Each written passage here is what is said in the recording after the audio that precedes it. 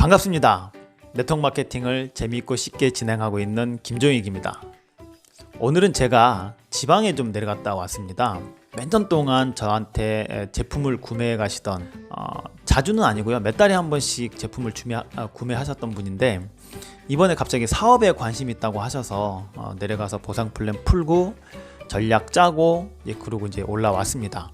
아무래도 이 코로나 바이러스가 좀 이슈니만큼 꾸준하게 면역제를 드시고 계셨던 분들은 이참에 그냥 회원가입을 해서 오토십을 끊어서 10% 정도 싸니까 매달 먹어야 되겠다, 그러니까 이제 적극적인 소비자가 돼야 되겠다, 이런 그 마음을 갖고 계신 분이 있는가 하면, 이참에 네트워크 경험도 있고 하니까 폴라이프를 한번 해볼까, 뭐 이런 아무래도 고객의 상태에서 오래되다 보니까 이 마음의 변화가 좀 있는 것 같아요.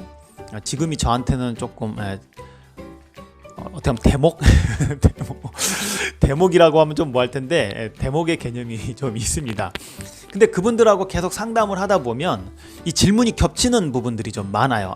많은 분들이 이런 쪽에 조금 이해를 잘 못하겠고 어려워하시는구나.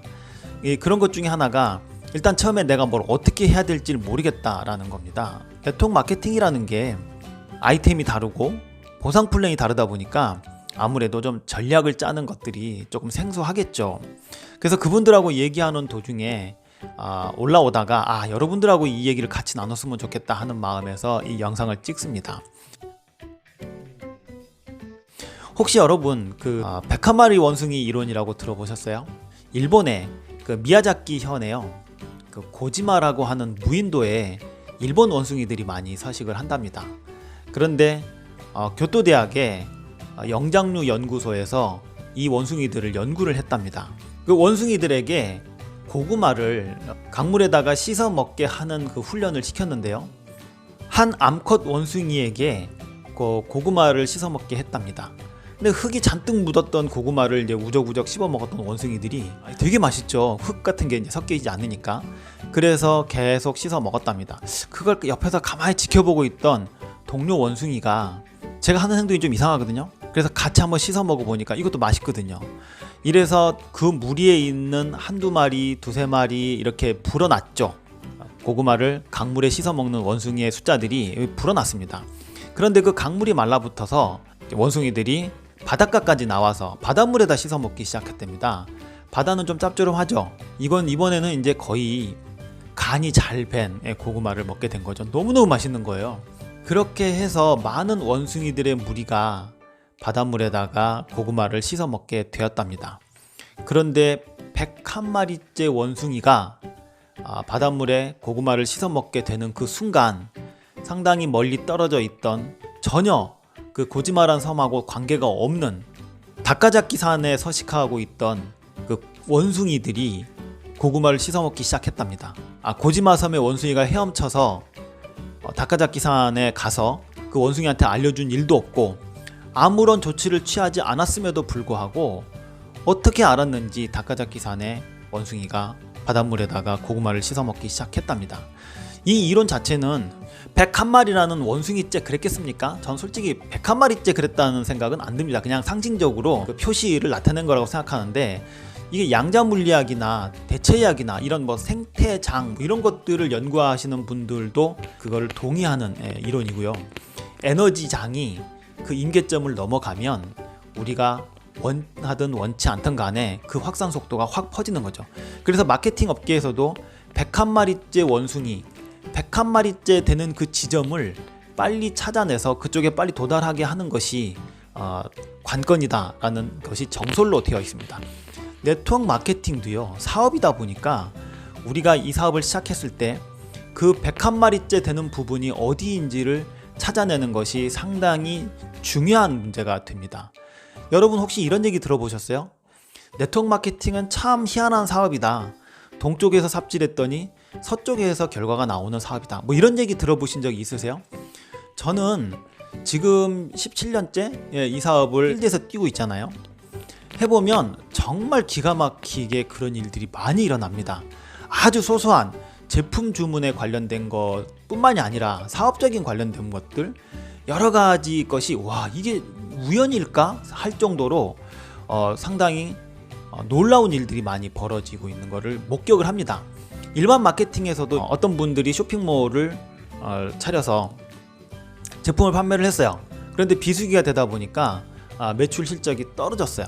그래서 지금까지 구매하셨던 분들에게 메일을 보내거나 문자를 보내서 저희 쇼핑몰을 이용해 주셔서 너무 감사합니다, 여러분들에게, 이러면서 이제 마케팅을 펼쳤겠죠.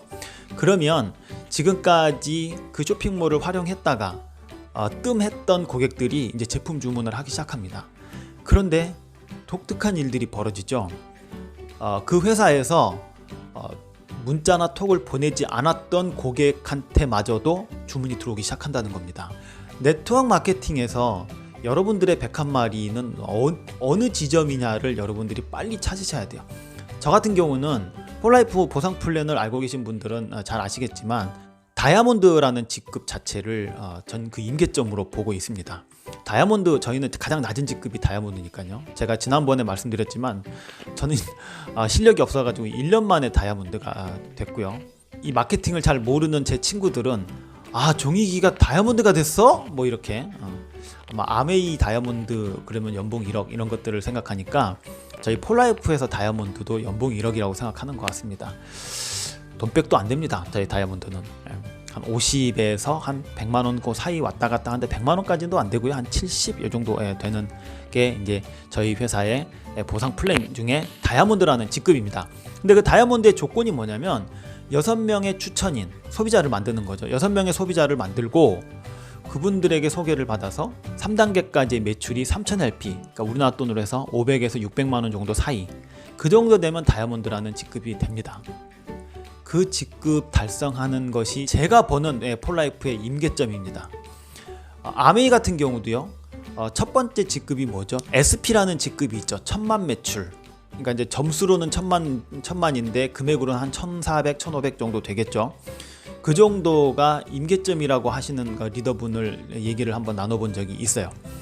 거기만 넘으면 사업이 이제는 조금 수월하게 이제 퍼져나가는, 같은 것을 반복하면 되니까. 저희 폴라이프도 그런 임계점이 있습니다. 그러다 보니까 저는 6명의 소비자를 만드는 것이 다이아몬드의 조건이긴 하지만 6명 만든다고 해서 6명이 다 오토십을 끊어서 먹고 충성스럽게 먹지는 않죠. 그래서 저는 그 3배수를 잡은 거죠. 20명 정도의 소비자를 만들면 다이아몬드는 수월하게 될 수 있고, 그것이 임계점이 돼서 제 경험상 그렇습니다.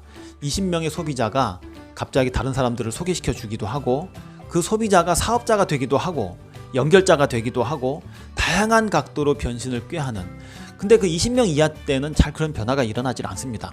20명의 소비자를 만드는 데는 상당히 길게 시간이 걸렸는데요. 아주 지루한 싸움이었죠. 그런데 60명의 소비자로 늘어날 때는 그 속도가 상당히 빨랐습니다. 저는 지금 한 150명 정도가 됩니다. 그분들이 소개 일어나고 그렇게 돼서 제주도에서도 저희 고객이 있고 거제도에도 저희 고객이 있고 그렇습니다. 얼굴 한번 본 적 없는 고객들이 수두룩합니다. 이런 일들은 제 임계점 20명을 넘겼기 때문에 그렇습니다.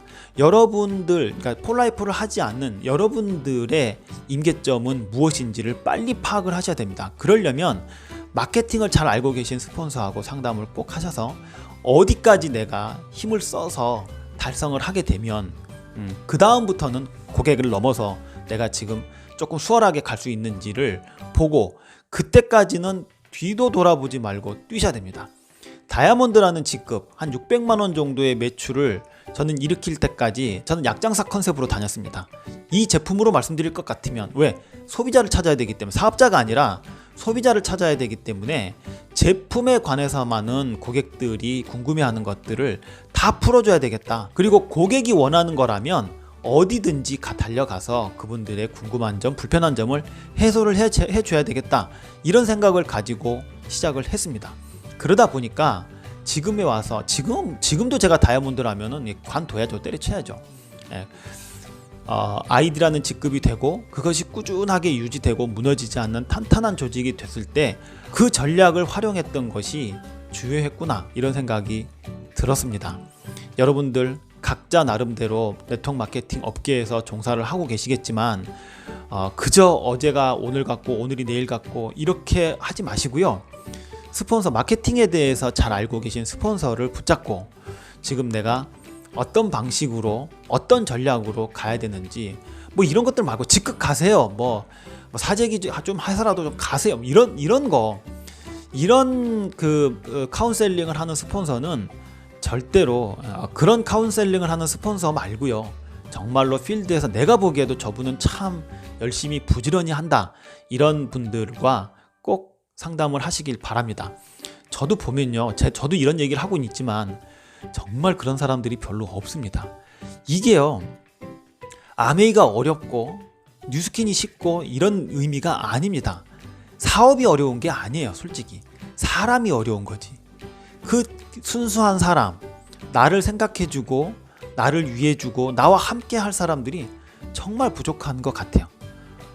그래서 안타깝지만 많은 분들이 사업이 싫어서가 아니라 사람이 싫어서 떠나는 경우를 정말 많이 봤습니다. 그래서 여러분들 카운셀링 하는 스폰서를 잘 고르셔서 내가 잡고 가야 될 임계점이 어디인지를 꼭 찾으시길 바랍니다. 오늘은 여기까지 하겠습니다. 감사합니다.